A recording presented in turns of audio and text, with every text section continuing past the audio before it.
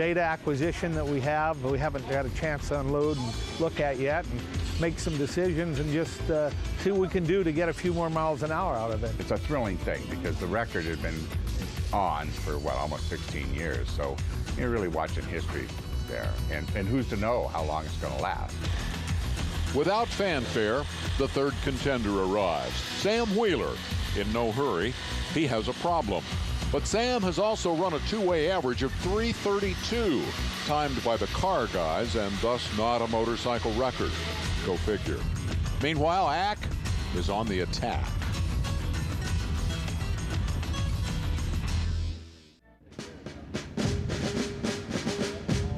Midday Monday. Springfield disappointment behind him. Bonneville rookie Chris Carr arrives at the Salt Flats.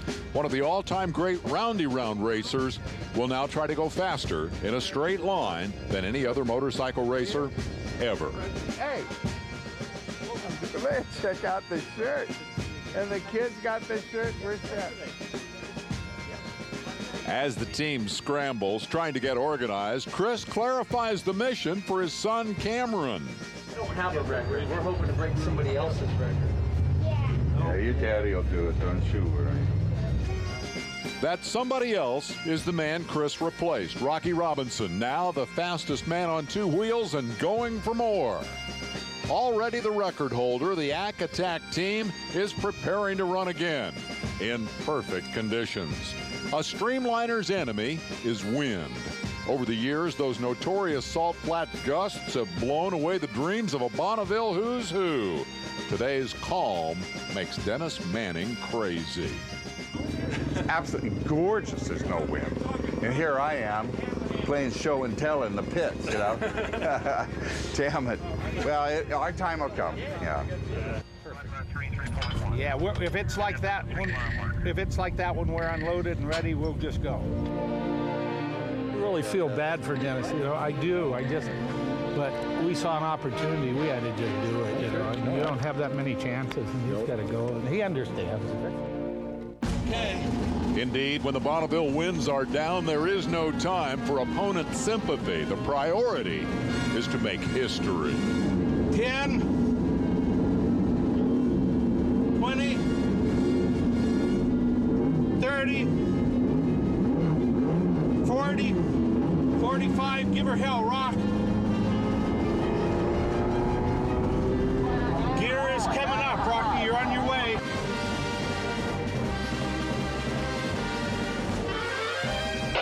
Got a tail. 10-4, thank you. Oh, he's honking. 3. Roger that, 899, by 3.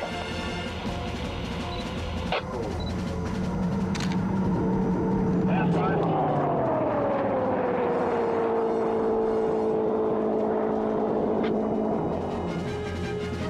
All right, baby, come on, Rocky. You can do it. Let's put a good time down here.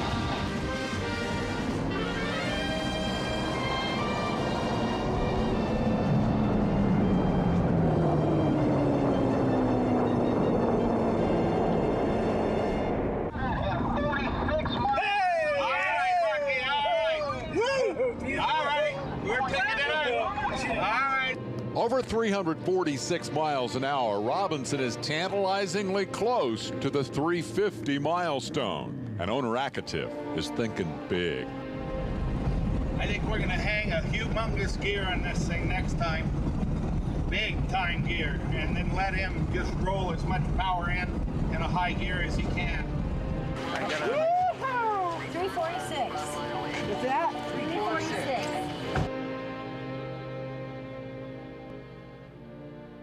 I ended up, that was the first time I actually missed a gear. You did? Yeah, and just when I went to, in between when I shifted, I think it was at 4th. Yeah. It went whoom.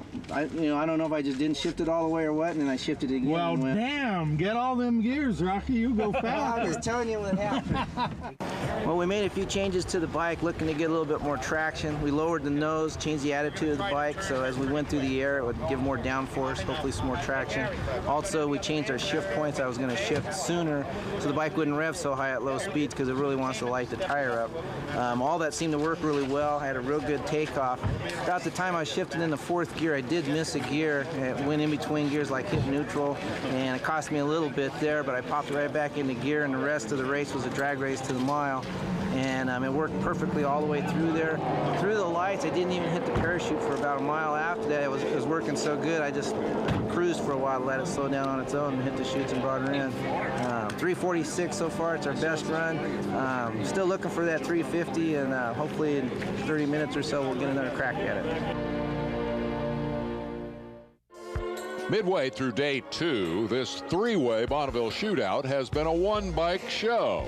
After upping the official record to 342, Ack-A-Tack has now gone 346 one way. That run went really good. He picked it up a couple miles an hour, and that's what we're looking for, to go a little faster each time. He missed the shift, so I'm amazed he got that kind of speed with missing the shift out there. Check the tires, put ice in it, turn it around, and run him back and see what he can do. So hopefully we can pick up a couple after that. Would sure like to see that 350 one time, so maybe this will be the day. Chain water. Yeah, I will. Chain water on. Rocky, is your visor down? Right now the conditions are, wind is variable along the course from 1 to 3.5 miles an hour from the southeast. Indeed, Ack-A-Tack's luck with the wind holds. The flags drop, the bike fires, and Carr hustles to get his first look at the competition in action. Let's do it. Okay, Rock, off we go.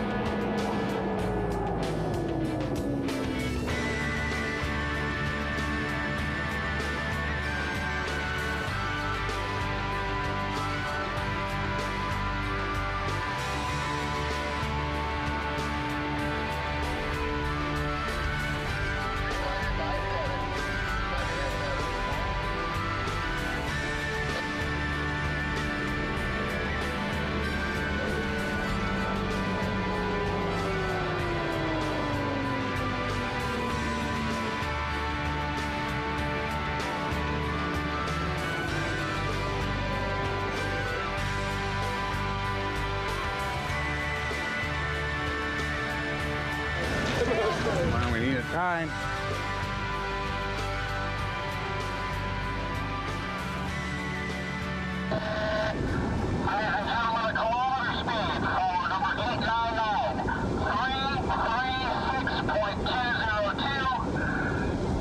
No good. Final speed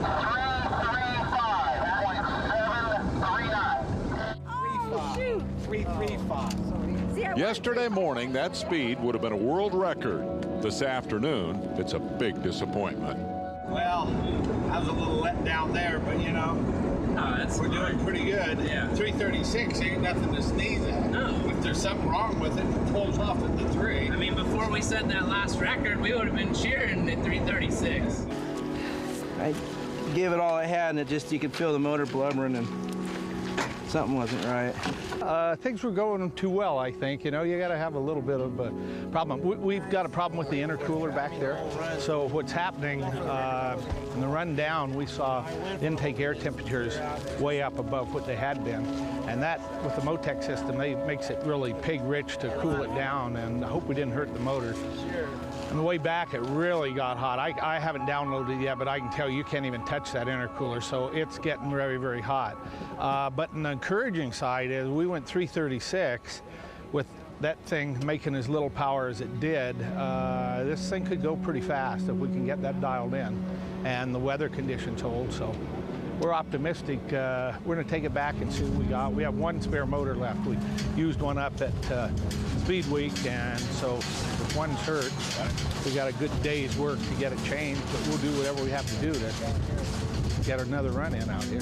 Akatif's luck has changed, and so has the weather. The wind picks up big time. Dennis Manning tries to convince himself everything is okay. We missed half a day, and it was a good half a day. It didn't blow all day and all that. It was a screw up on my part. I got crossed up on things, but okay, that's behind us. Let's go, right? Chris is all fitted. We've gone through scrutineering. We've balanced the bike. We're confident. The last couple of runs that they made, all the same. It's all within 3 miles an hour. To me, as a tuner, they might have hit the wall. That's what's called the wall. You get up there where it doesn't matter how much horsepower you've got. Overcoming aerodynamic drag, you're going to spin the tire, and you're not going to go any quicker. So they're starting to show me that they're mortal. Because up till now, I mean, today, the wind was blowing like a bastard, right? You go down there, and it stops. He goes down, wind comes up. Oh, okay. Ack is about to run. Wind goes down, and he goes back. It's the darndest thing I ever saw. He's got some connection somewhere. But really, pardon me, but look at it. It's coming. Big time. I mean, it's scary. Windblown Salt, a fast-moving whiteout, leaves tomorrow in doubt. Akatif is the world's fastest motorcycle. Will anybody else get a shot? What really makes it happen, what makes it happen with me, everybody here, and especially Chris Carr, is desire. Yeah. This is a rocket ship named Desire. Unless you really, really want it, there's no reason to do this. Dawn, day 3. The overnight storm has come and gone.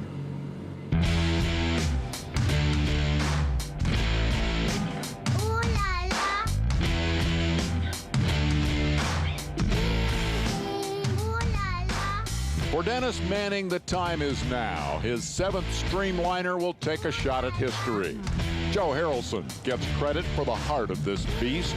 Inspired by a speech Dennis made to a gathering of automotive engineers, Joe designed a 183 cubic inch Big Bang V4, injected and turbocharged, the only one of its kind. Chris Carr has made a grand total of 6 runs with that engine fired, the fastest, 301 miles an hour. Now an intimidating 41 miles an hour short of the record. Okay, he's geared for how fast? 325. 325, and if it feels good, he's got the okie-doke to go up to 8,500 and keep it there. At 8,500 is 356 miles an hour. Okay? And if he revved a little higher than that, it's up to him. You know, 7 flat track championships don't mean squat when I'm behind the seat pointing that thing down the salt.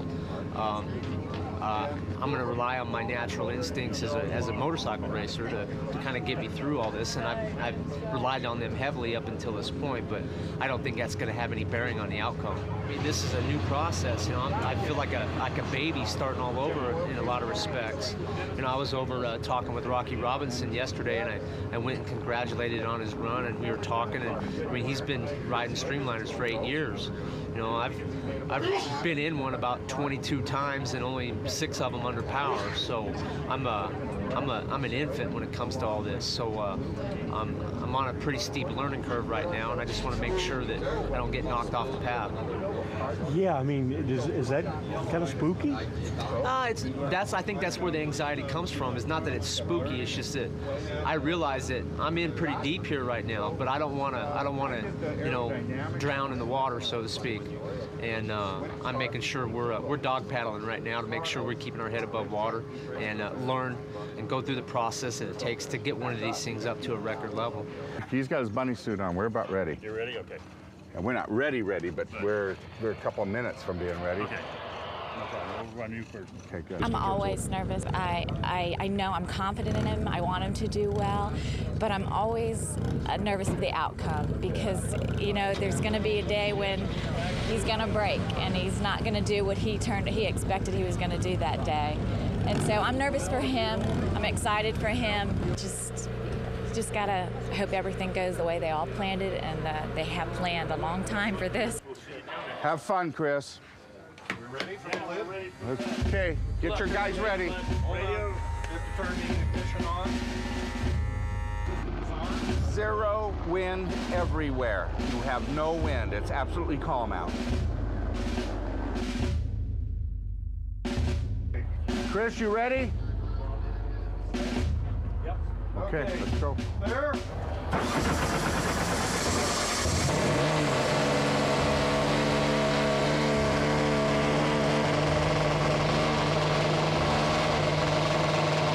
While Hack Attack is pushed up to launch speed, Manning prefers the tow and release method.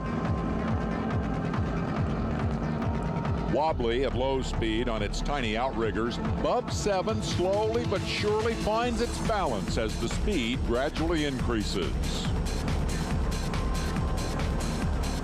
And when that tow rope is finally released, the game is on. He's let loose. He's on his own. In gear, on the way. Let's go, you guys.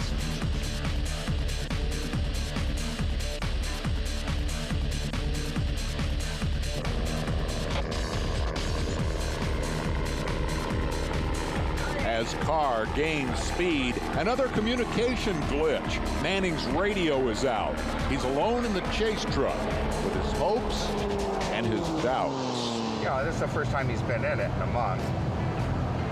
You know, dead calm at the 1.5. Dead calm. He didn't have any wind. That's good.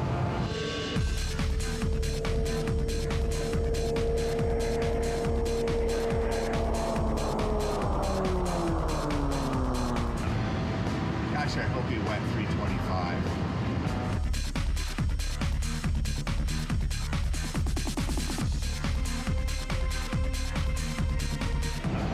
So many times I've made this trip only to find a pile of or rider reports 300 miles an hour or whatever. It had a weak start. The thing was not wasn't clean getting away.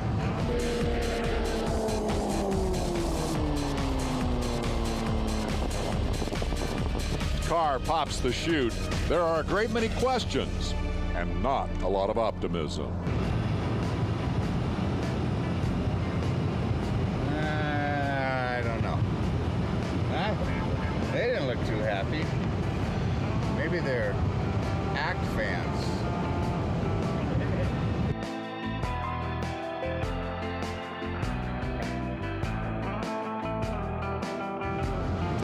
It's always a good sign when there's no ambulance. It's always a good sign when you don't see pieces on the ground.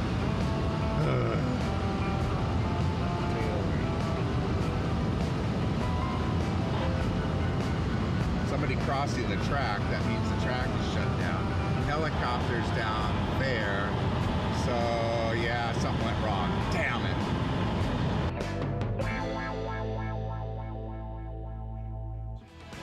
With rookie Chris Carr in the seat and a shakedown target speed of 325 miles an hour, Dennis Manning's BUB 7 has entered the Bonneville fray. A technical note about that leaf blower. After each run, this space-age creation is cooled down with a lawn tool. Well, how was it? That was pretty good. You know, that's the longest I've ridden this thing, just short of 10 miles. It's almost double the distance I've ever ridden this thing. And, you know, I took my time getting going, and You know, we weren't on a record run, but I went in around 325 or so and out the back door at about 340, so we're close. But hold the phone. The timing tower reports the average speed was far faster than that, 354 miles an hour. 354? It didn't say that on the dash. We changed front tires. Okay. Speedometer works off the front wheel, front tire? We changed the front tire, we buffed it and never recalibrated it. It showed on my dash 340 out the back, so we went better than we thought. Okay, that's one more miscalculation for the red bike team. But forget the reason why. Manning arrives to learn that his motorcycle is now 12 miles an hour over the world record. The price of poker just went up. We're on the clock. We're on the clock. To all the bastards that said I couldn't do it. All right, now go to work and turn it around. You bet, baby. And only then will this keen-eyed observer celebrate Chris Carr's dad. He's been there his entire career. He was at Springfield yesterday, and you remember what happened there. Yeah, I'm pretty proud, but it's not over until the fat lady sings, and we're sitting here in the midst of this. So I'll save my jubilation until we get the other run in. And therein lies the rest of the story. In the 31 years since he last owned the world's fastest motorcycle, Manning's machines have made the first pass over world record speed 13 times. And 13 times have failed to back it up. We've been there so many times. I've been that way 13 times over and couldn't come back. But Dennis cannot linger on the past. He must coach his rookie rider, for whom this is all new. Keep your head, do the same thing. Let's get a record put in our pocket, okay? We got the world's land speed. We're halfway there, bud. I know. Okay? And it's funny, they raised the bar and you just went flying over it. Okay. Hey, you just put what? 12 miles an hour on it. A quick personal note. One of my most memorable days at the races was calling the action when Chris Carr won his first big dirt track, the historic Peoria TT. Chris Carr has won it, ladies and gentlemen. He has since won Peoria 12 more times and accumulated 7 Dirt Track Series championships along the way. So, how did he land this job? Well, with Robinson gone, Manning needed a rider. He put out a press release. Next thing you know, Carr is checking out BUB 7. Let me show you how this works. It has a cam in it. If you turn it, it takes off.